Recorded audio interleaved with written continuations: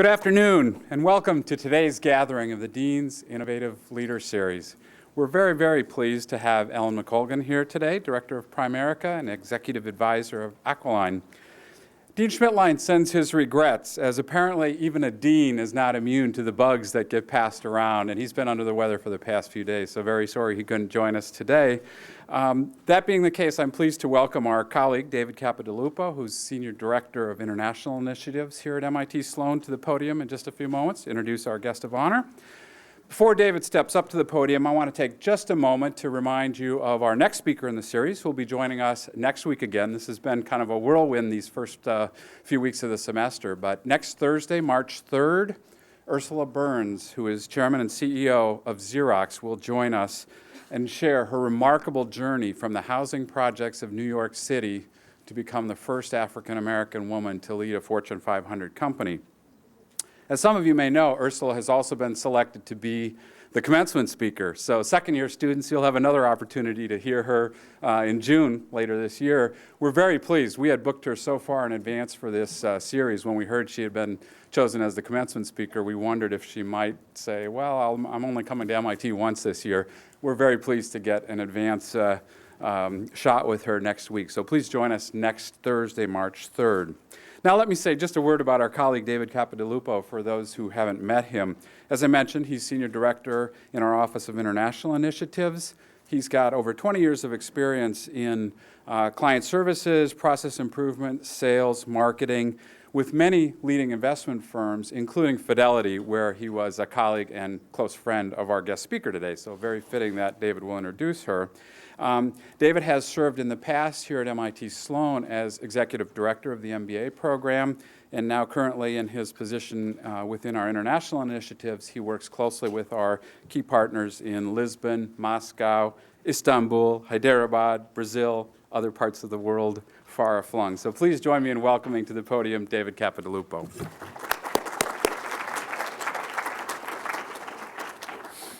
Thank you, David. Good afternoon, everyone.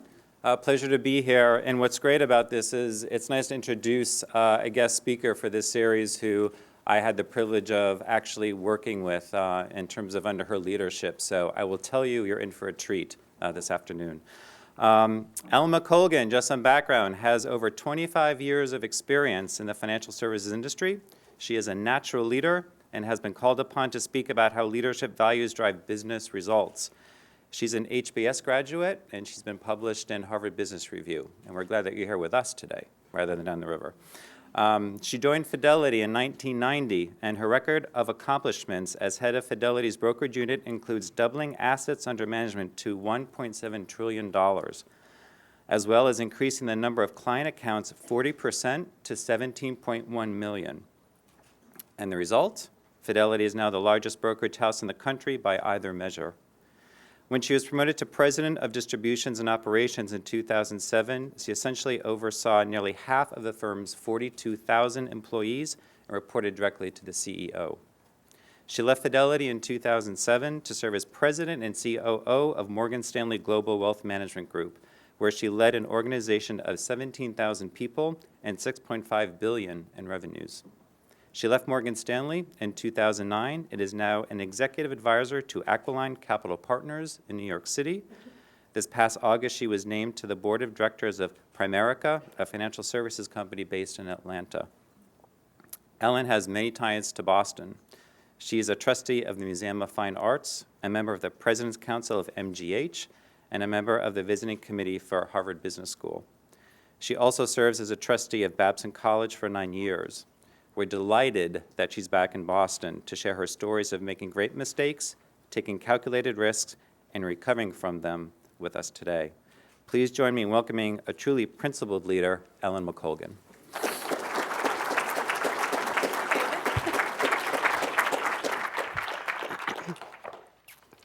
Thank you, David. Thank you, Dave. And Dean Schmidtlein, we hope you're feeling better.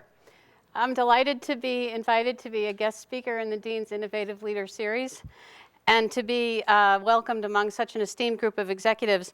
I may come back next week myself to hear Ursula. I've heard her before, and she's a very inspiring leader and has an absolutely wonderful story, so you're in for a real pleasure there.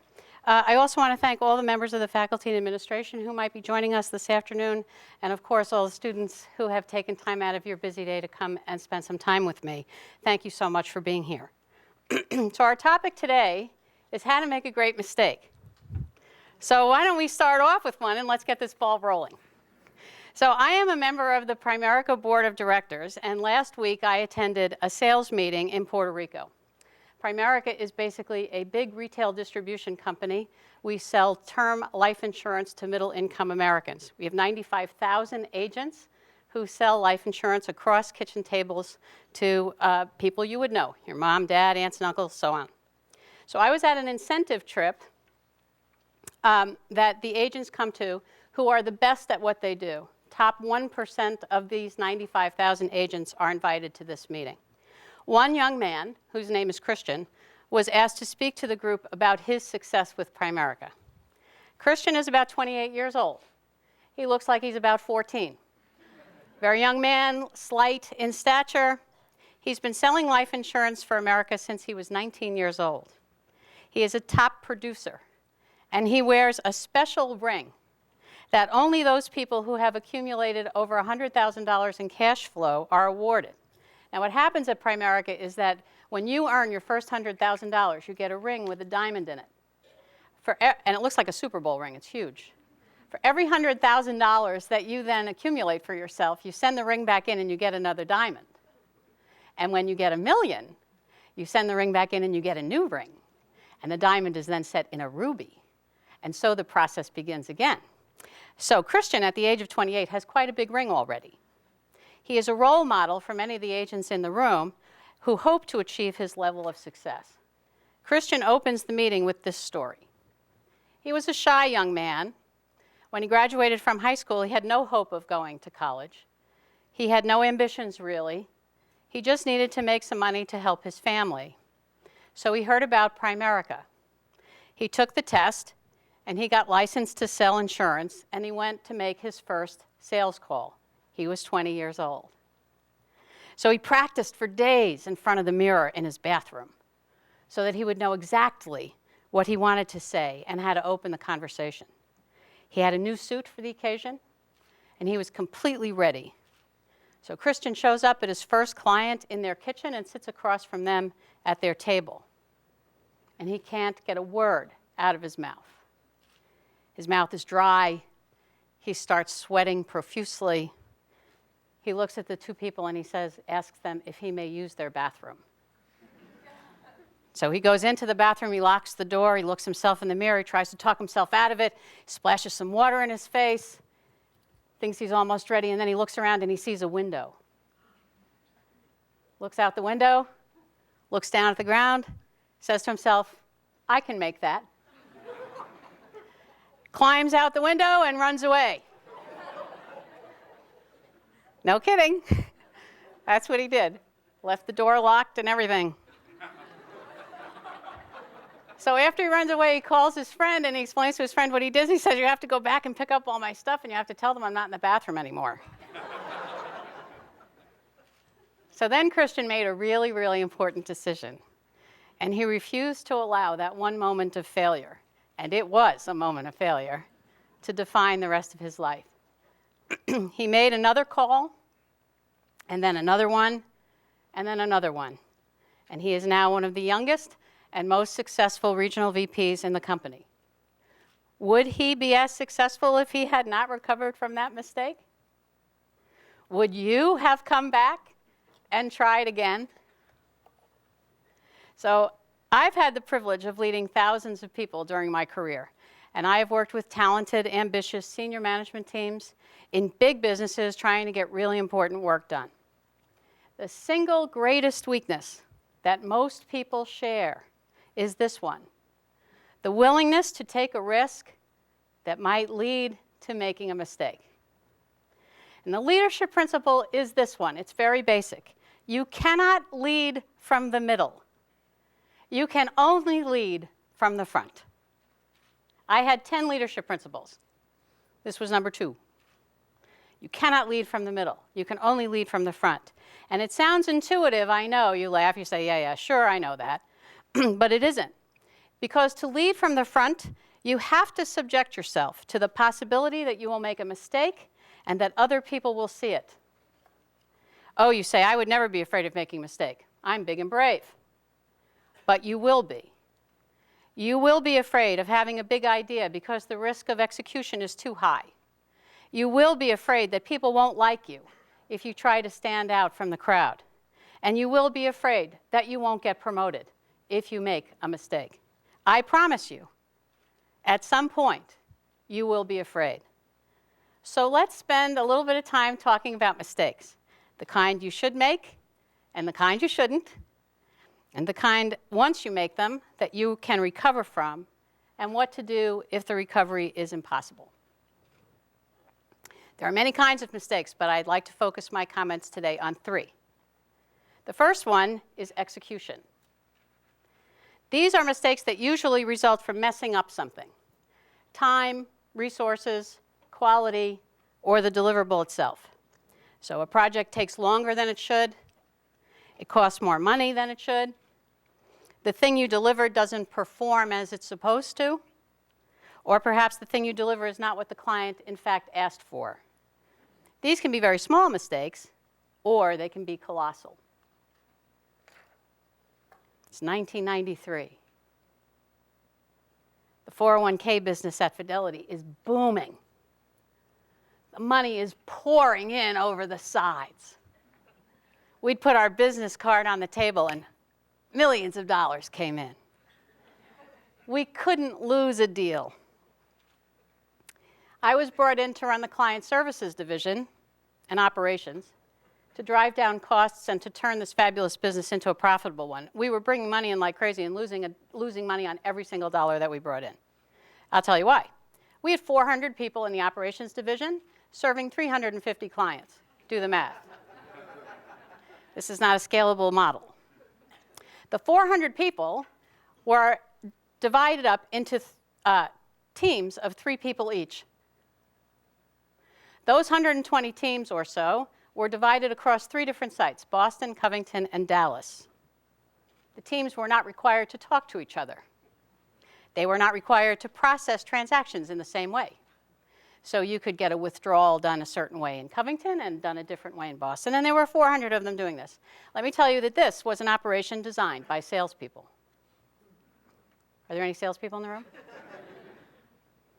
So my team and I, my operations experts and I, we came up with what we thought was a very bold solution. We would centralize operations in Cincinnati, where the labor costs were lower. We would standardize procedures across the transactions. We would automate everything. We would use Boston and Dallas as the relationship management sites, so on and so forth. Very bold, big plan. I won't bore you with all the details. Well, let me just say that we had a Gantt chart that even you would be amazed at. 2,000 action steps on this Gantt chart, 15 months of nonstop work, relocating or rejobbing virtually every person in the organization, millions of dollars on new technology. And on day 1, when we opened up for business, it didn't work. No, it really didn't work. So we couldn't get a check to a participant in an envelope to their home on time at all. Just wasn't working.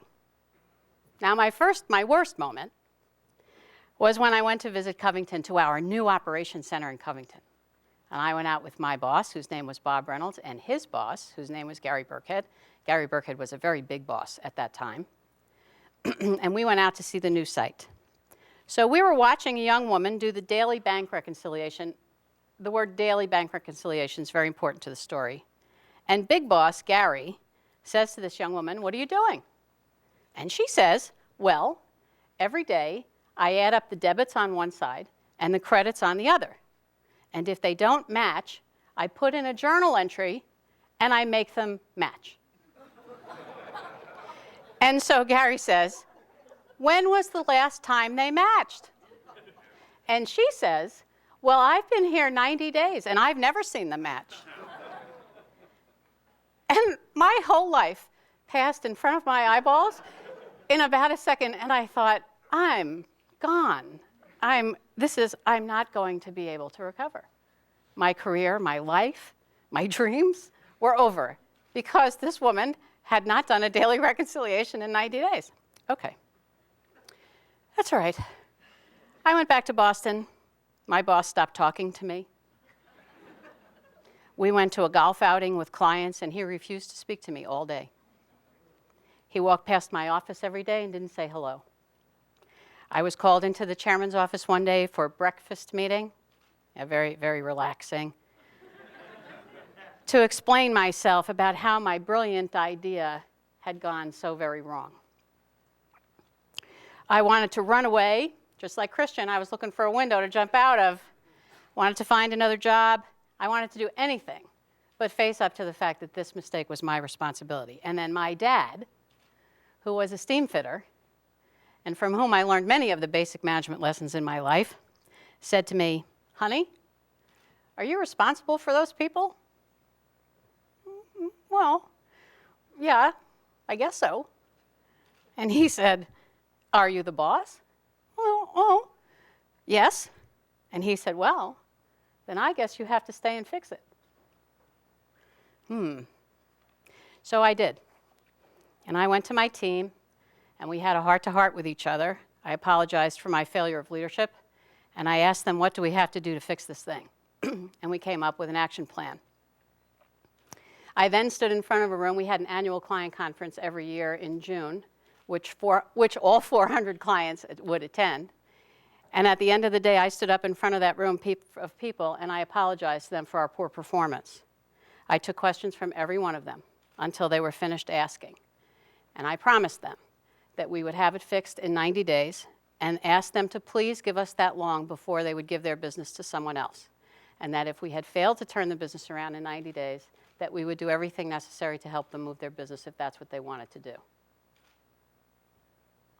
That was a long 90 days. But we recovered. The clients did stay with us. We went on to become the market leader in 401k and became one of the most profitable divisions within Fidelity. I went on to become the president of the 403b business and later on the brokerage business. So it was an important and painful lesson, but it turned out okay. And here's what I learned. I learned that a Gantt chart and a to-do list are not sufficient. I learned that a leader has to have intuition about what's going on. You have to listen to the sounds around you. The people will tell you when you're pushing them beyond their limits. But if you don't ask, they won't. I learned that a good idea poorly executed doesn't count. I learned that it doesn't matter how great the plan was, and it doesn't matter that it looked good on paper. It only matters if you execute it successfully. I get absolutely no credit for having a good idea.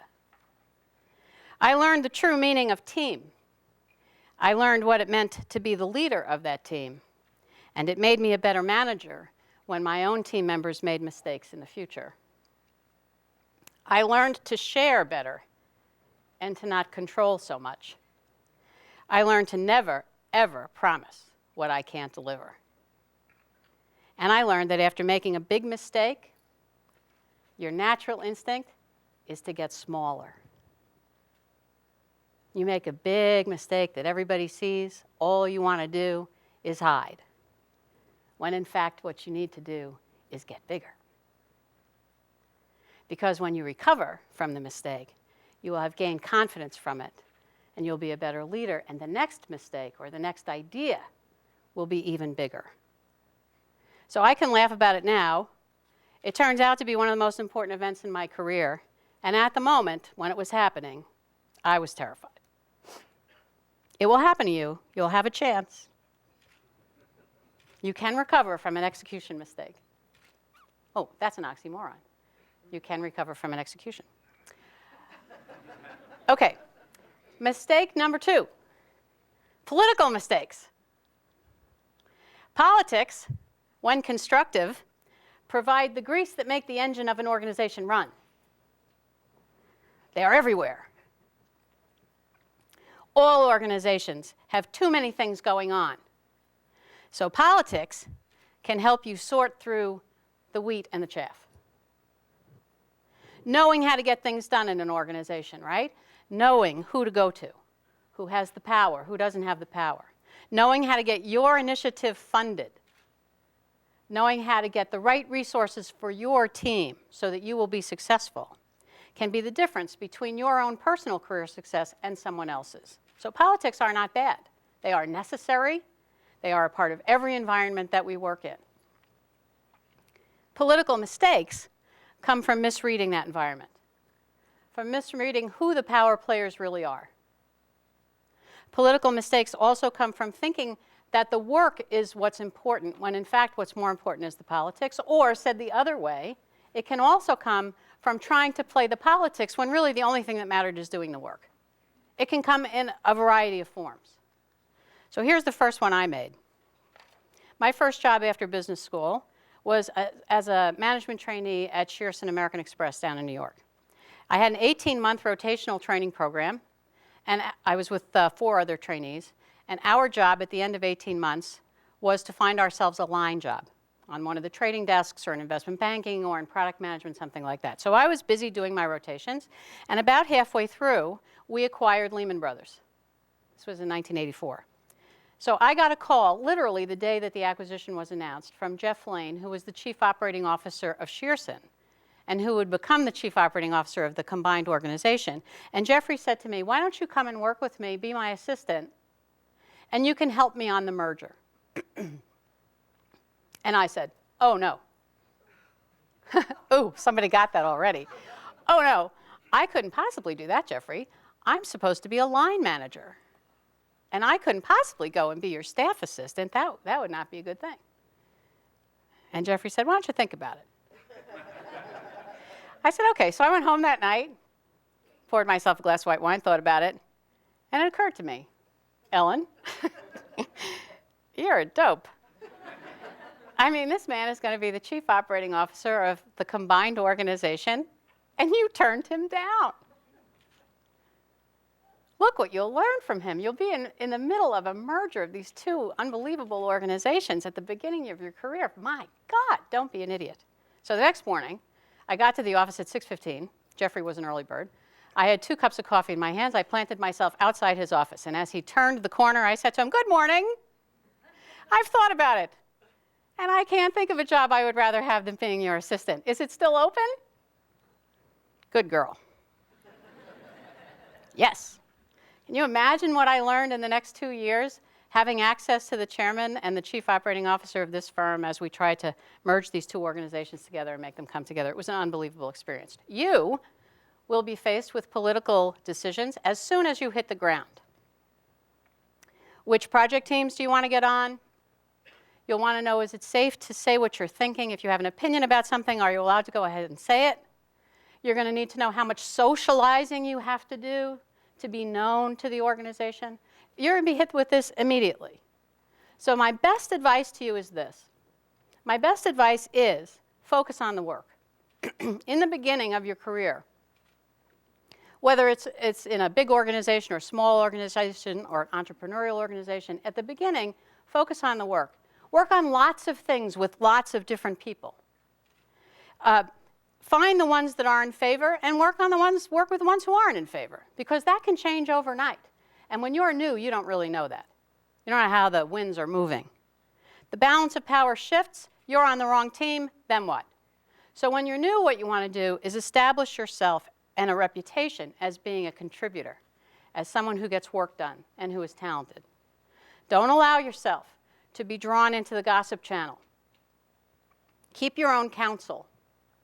Don't let anyone know what you think about anybody else unless it's positive. Don't traffic in rumors. Don't worry about reorgs. Don't do any of that. Stop talking about it. Stop guessing about it. The likelihood is you're wrong, and when you're supposed to know something, someone will come and tell you. This is one of the most unproductive uses of time you see in almost every organization I've ever worked in. People standing around trying to figure out what's going on. Right? Well, just for goodness sakes, just go do your work. Because when you're at a certain level in the organization, you have no impact on what's going on anyway, so just forget about it. And it won't be right. No matter what you guess, it won't be right. And here's the other thing. Gossip is the work of the devil. Why? It is. Because at the end of gossip, someone gets hurt. You're guessing that John is getting the promotion and Mary's getting demoted and this one's moving to London and that one's going to take over international and they're going to realign this piece with that piece and so on and so forth, and then it doesn't happen. Meanwhile, all those poor people's names are out there in the universe. They've been talked about, they've been trashed, they've been laundered, they've been turned around. Just don't do it. I say that from experience. Now, as you progress in your career, maintaining a state of neutrality will indeed get harder. Teams form. Interests align. You will be more senior. People will begin to know you. You will either be on the in team or the out team. You want to be on the in team. If you can make that happen, you want to be on the in team. So neutrality is difficult to maintain for a long time, but at least if you get it started that way and your reputation is based on the quality of your work and not on whether or not you work the system well, that stands you in better stead. What if you guessed wrong? What if the management team changes at the top and all of a sudden you're out? This happens all the time. As David mentioned earlier, I worked at Morgan Stanley and I ran the global wealth management business. I worked for James Gorman, who was the co-president of Morgan Stanley and later became the CEO of Morgan Stanley. During the financial crisis, I was on the in team. During the financial crisis, we acquired Smith Barney, a bigger firm. The head of the Smith Barney business took the job and I was out. Like that. But what matters next is what happens next. My reputation and the entire body of work that's attached to me stands on its own, with or without Morgan Stanley. And everybody knows that at some point in your career, this is going to happen to you. But not at the beginning. Don't do it at the beginning. In fact, it's almost a badge of honor when you sort of get caught in one of those big things at the end. People say, oh, we know what happened to you. Yes, I know. And I survived. Look, I'm here talking to you. I'm standing up and taking fluids. Our third category of mistakes is when your personal style impacts your work in a negative way. Not knowing your own weaknesses and therefore being trapped by them. And it can also be if you operate without a sense of personal ethics. Well, let's start with that one. Operating without a sense of personal ethics. If you lie, cheat, or steal, you're out. Finished. If you abuse people, you're out. Finished. If you damage the brand or the reputation of the firm, you're gone. These are mistakes that are absolutely not recoverable. And I know you're sitting there saying to yourself, well, I would never do that. I would never get caught in any of those stupid mistakes. But I'll tell you a story about somebody who did. I worked with an attorney, very smart guy, who systematically, day after day, came in and humiliated a manager on his team. The manager was a man in his 30s, raising a family himself, coming to work every day, trying to do a good job. But he wasn't as smart as my attorney, and he didn't have the same pedigree. But every day when he came into work, he was subject to this petty criticism and sarcasm. We fired the attorney, kept the young guy, because I'd rather have him on my team. It comes in different ways. Your own sense of personal ethics is the greatest currency you have. But let's say that your personal weakness isn't quite as dramatic as that. Let's say, I don't know, maybe any of these might sound like you. Maybe you're impatient. Maybe you're a little controlling. Maybe you're always late. Maybe you occasionally let your teammates down. You know, whatever. I know, not in this room. But sometimes people have these weaknesses. Me, I suffer from being too direct. Bet that surprises you already. If there's an elephant in the room, I say so. If you say something that isn't true, I call you on it. If I think your idea is weak, I will tell you. It's what I do. I always thought this was a noble trait. After all, wouldn't you want to know that there's an elephant in the room? Wouldn't you want to know that your idea was not fully formed?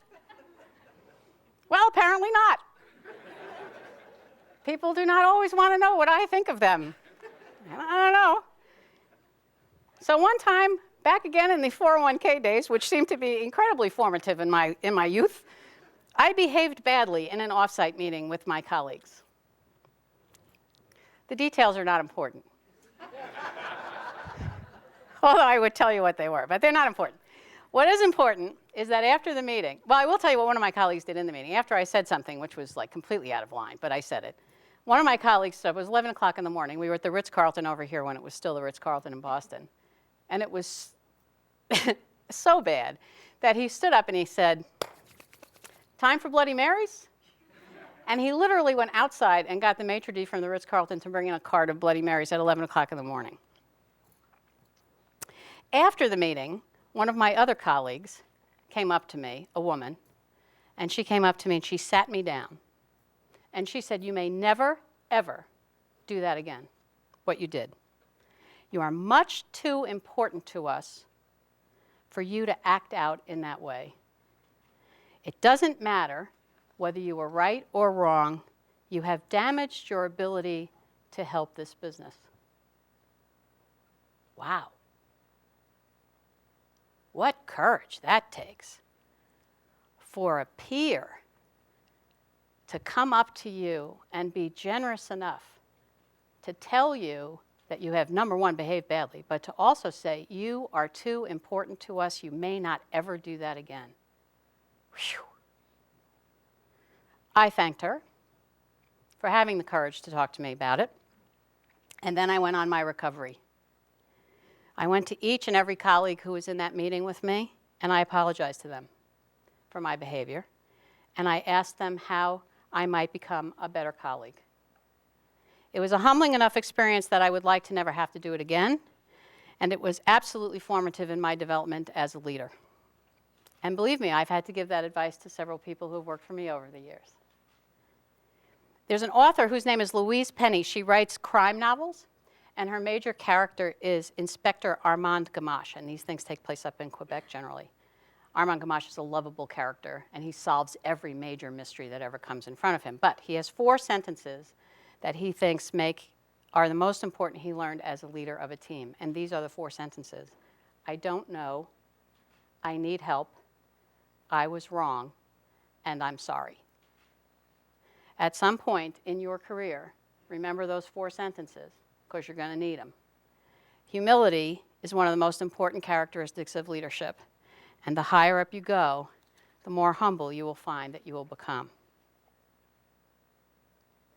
So now that I have shared with you some of the more spectacular failures of my career, let me talk to you again and remind you a little bit about some of the successes. David was nice enough to mention them into my introduction. But when I joined Fidelity Investments in 1990, there were no women in senior management. And when I left in 2007, I was the number 2 person in the firm, and I reported directly to the chairman. During my last 5 years at Fidelity, I built the largest brokerage business in the United States, bigger than Schwab, Merrill Lynch, Smith Barney, UBS combined, increasing assets under administration from $750 billion to $1.9 trillion. I managed almost 25,000 people around the world. And when I went to Morgan Stanley, I was responsible for $6 or $8 billion in revenue. I was the only woman at the time running a Wall Street brokerage firm. And I now have the privilege of being a director in a public firm and working with a private equity company. I have traveled all over the world. I have introduced President Clinton to an audience of 4,000 people at Radio City Music Hall. I shook Paul McCartney's hand. And my personal favorite moment is that I discussed politics with Paul Newman in his home in Connecticut. And I promise you, if I had not had the experience of making a couple of colossal mistakes in my career, if I had not learned how to recover gracefully or not so gracefully, these other wonderful things would not have happened to me. Leadership is about bringing people to a place that they will not go to by themselves. Making mistakes helps you to learn your own limits and the limits of the organization so that you will not be afraid to lead them and so that they will follow you. And this, by the way, is the secret to having a life worth living. Do not be afraid. Do not be afraid. Oh, no. Instead, make your motto my first leadership value, and that is be big, be brave, and be bold. Thank you very much. I'm happy to take any questions you might have for me.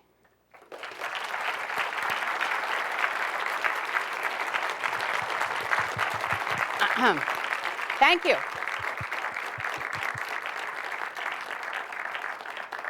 I think we have roving microphones and we have standing microphones. If anyone has any questions for me.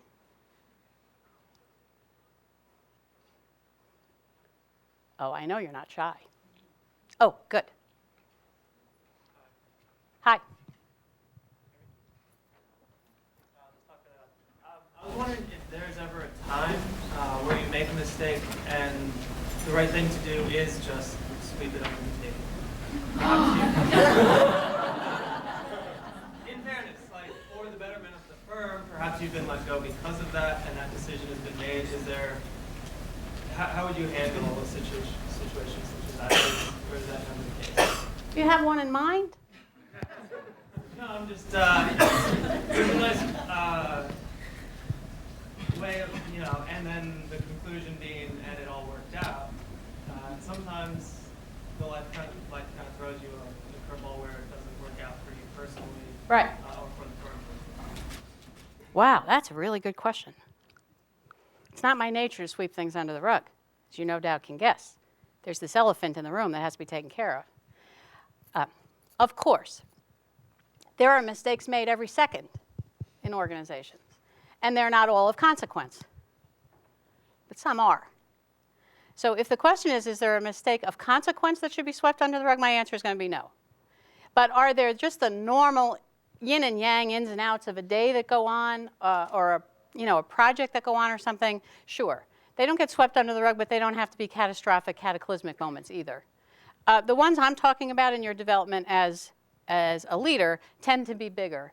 And they tend to be the kinds of things I'm talking about that are enough to move the needle, that it would be noticed that you made the mistake. But in general, I think your question is a good one, because no, the slippery slope of trying to decide which mistake is okay to not talk about and which mistake isn't okay to talk about is where you get in trouble. So if you're the one preparing financial statements, and you think accountants have to make decisions all the time about material and not material mistakes, and that's okay. There's a well-founded body of literature, what's material and what's not material, that's fine. But you really can't convince yourself that well, let's just take this and put it off balance sheet. This thing we're doing. We'll just set up this extra little company over here and we'll put it off balance sheet. Nobody will ever notice. That's what happened to Enron. That's bad. That was sweeping under the rug. So I would say it's almost better not to ask yourself to make that decision. I'm going to stick with that.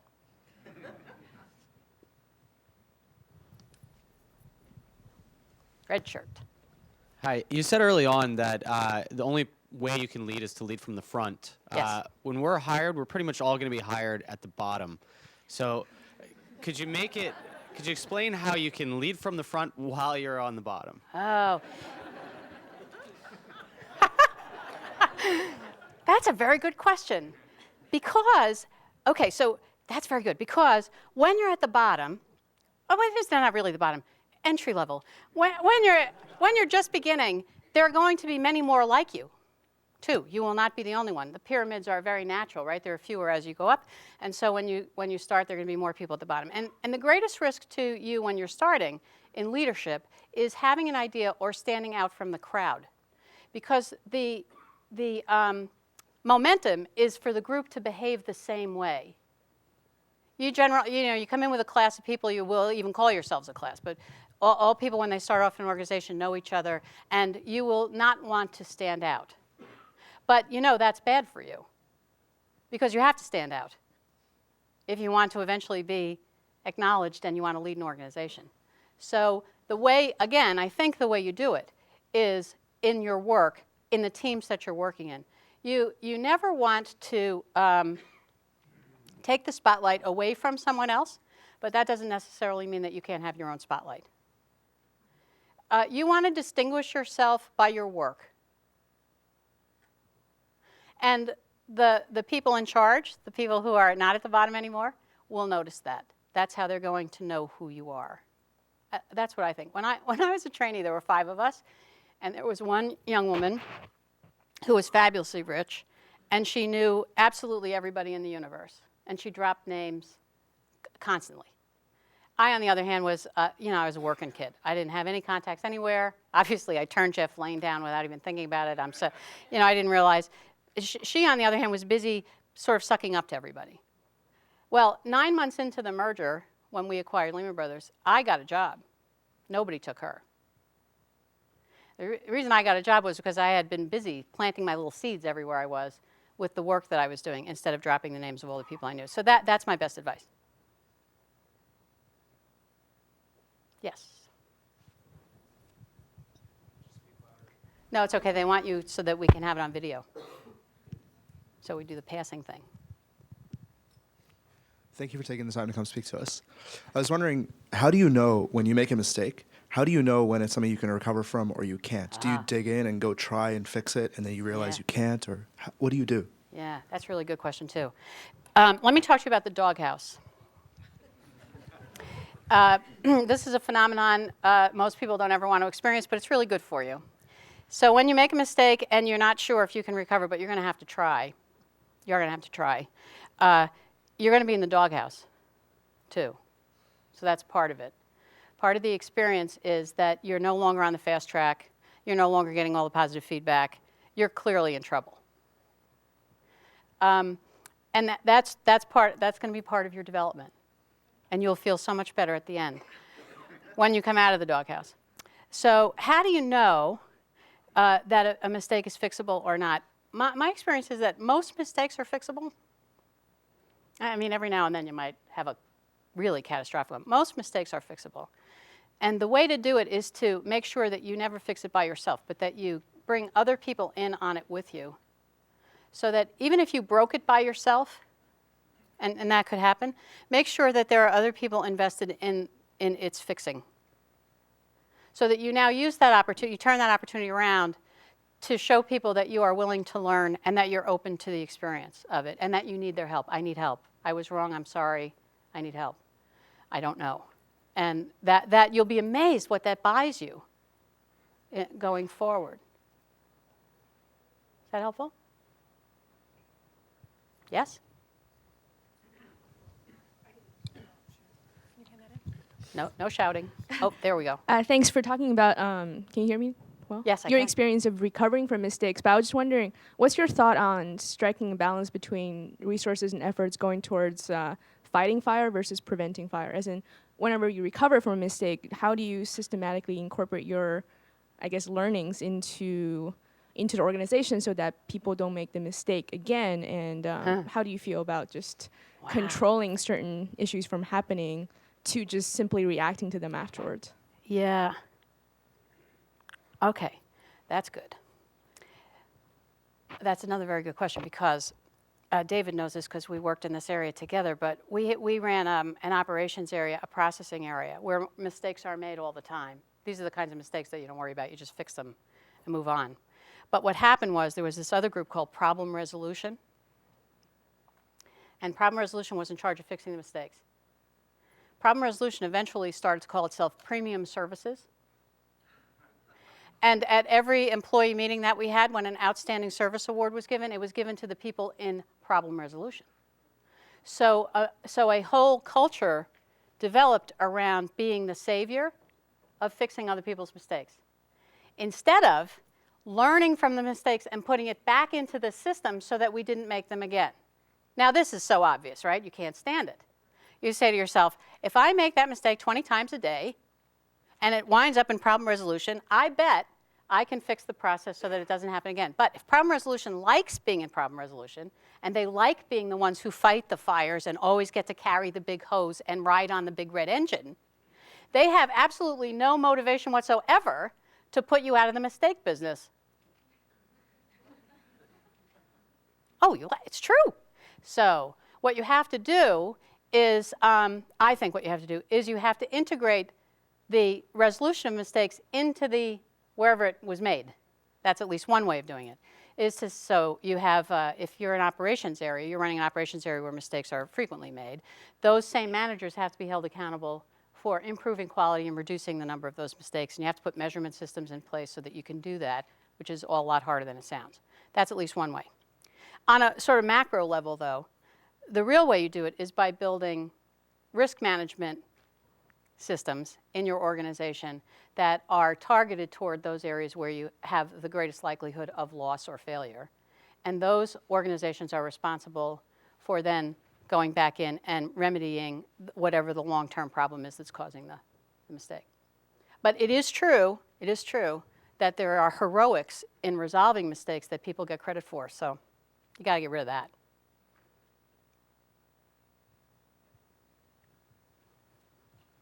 Another red shirt. What's the red shirts about today? That's good. It's Advent weekend. Thank you so much for being here. Recently, Sheryl Sandberg, COO of Facebook, talked about how likability and success are negatively correlated for women when they're positively correlated for men. Did you experience that in your career? Did you just say I'm not likable? Or did you just say I'm not successful? Hopefully neither. Have you experienced that in your career, and if so, how did you overcome it? Wow. I wish I'd read that. Likability and success are negatively correlated for women and positively correlated for men. No, I have not experienced that in my career. I would say, on the contrary, I don't know what his basis is, but on the contrary, my experience has been, especially for women, that you have to be the grease in the system that makes the socialization work. Now, I don't mean that you're flirting, right? Which might be what he's talking about. That would be a negative correlation for sure. You cannot confuse the environment with what you're there to do, right? You're there to work. You're not there to pick people up. And don't laugh. I worked with a lot of young people. Men, by the way, are not at work to pick people up. That's I'm digressing from my mistake thing into my men and women speech. That's a different speech, and I may be invited back to do that one. But the men never get it confused at work what they're there for. They are not there to pick up women. They may, but that's not what they're there for. Women get confused about that sometimes, and so the likability thing is a little different for women. Women have a much greater need to be accepted and to affiliate in a workplace than men have. And so in this case, I think maybe what he's saying has some truth in it. And women spend entirely too much time worrying about whether or not people like them and whether or not they are socially acceptable, instead of worrying about whether or not their work is the best and whether or not they are getting the recognition they deserve and whether or not they're being promoted, so on and so forth. Men, on the other hand, very clear about this. Boom, boom, boom. Men know exactly what they're supposed to do to be successful. They waste no time at all on worrying about whether or not people like them, because people do. A man walks in a room, they assume that people like them. Not an issue. Woman walks in a room, she's going to try to convince you you like her. It's just what happens. So in that sense, I think that's probably true. At the end of the day, you do want people to like you. I was just telling this story outside. I live in New York now, but I spent 20 years in Boston. I'm originally a New Jersey, New York person, so I consider myself a native. I go into restaurants and snack shops and things like that, and people will say to me, "You're not from here, are you?" And I think, yes, I am. So I finally started asking them, why do you say that to me? And they say, you're like too nice. And my likability level is high. But that's what gets women in trouble, is caring more about their relationships at work and being liked than about being successful. That's a very good question. I'm going to go find his quote. Yes? Can you talk a little bit about the role of a mentor in recovering from one of your mistakes? Oh, what an excellent question that is. Yes, because you have to have one. You have to have somebody who cares enough about you to fish you out of the water. Now, when I had the colossal experience in the 401k business, and Bob stopped talking to me, that was really awful. And by the way, Bob and I are good colleagues. We worked together for 15 of my 17 years there, so my relationship with him is quite strong. He's now the CEO of Putnam here in Boston. But he was angry with me because we had compromised clients, and that was very difficult for him. We eventually had to find our way back to a working relationship. Didn't take that long. But Bob had to commit to helping me recover myself. And he did.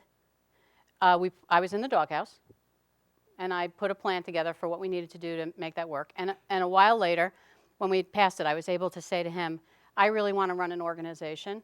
I really want to be the president of an organization. And in order to do that, I need to have a sales organization. Can you make that happen for me? And he did. And the rest, as they say, is history.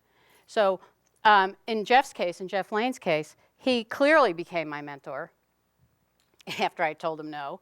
And all these years later, Jeff and I have lunch probably once a month. We still see each other all the time. And we have some little fantasy that at the end of our careers, we'll work together again and kind of finish out what we started. Mentors can tell you the truth. They can tell you that you are, in fact, in the doghouse. They can tell you how you can get out. They can tell you whether or not you can get out, because sometimes you can't, and then you need to move on. So yeah, having somebody rescue you is really important. Someone who presumably has power in the organization. Like, don't pick a mentor who is himself in the doghouse, which could happen. I have 2 minutes left. Yes.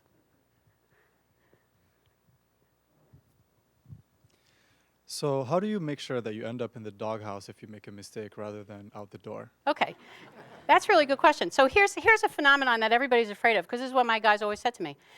I'd say to them, what are you so afraid of? Why won't you have a big idea? Like, come on already. Give me these little puny ideas. I need big ideas. Big ideas. And they'd say, we're afraid we're going to get fired. Big fear. So first of all, at Fidelity, nobody gets fired. So not really. And so we would say, I'd say to them, name 3 people that got fired that you thought shouldn't have. Go ahead, just give me 3. Couldn't come up with 1. So all right, so that's not what's going to happen. You're probably not going to get fired.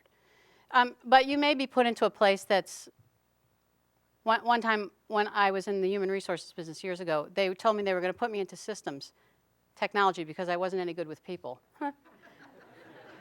So I quit. And I went to work for somebody else so that I could prove that they were wrong. Let's talk about the fact that it's okay if you have to move on. It's actually a very important lesson. They won't fire you, probably. Maybe you'll get fired, but mostly you won't. Mostly you'll just get pushed off the track. Whatever you thought was going to happen to you isn't going to happen to you. And then you have to make the decision about whether or not it's time to move on. You know what? Moving on can be a very liberating experience. Now, you can't do it every year. So you have to build some experience in a place and get a reputation and so on that will travel with you. But moving on, perfectly good thing to do. Accumulate the experiences. Don't do it again. Whatever you did the last time, don't do it again. Learn from it. And trying a new environment with new and different people. Sometimes you can't grow up in the place you were born. And so by the time you want to get to be a really senior person, you might have to leave to go try to do it someplace else. That might be what happens. And that's okay. And you shouldn't be afraid of it. And I'm going to let you go because it says 12:55. So let me just sum up by saying this. Once again, if the goal is leadership, and that's who we create here at MIT, right? We create innovative leaders who are going to try to make the world a better place. You cannot do that with little puny ideas. You can only do that with big, wonderful ideas. And if you're going to have big, wonderful ideas, you might take it on the chin every now and then. Go forth, take it on the chin. You'll be great.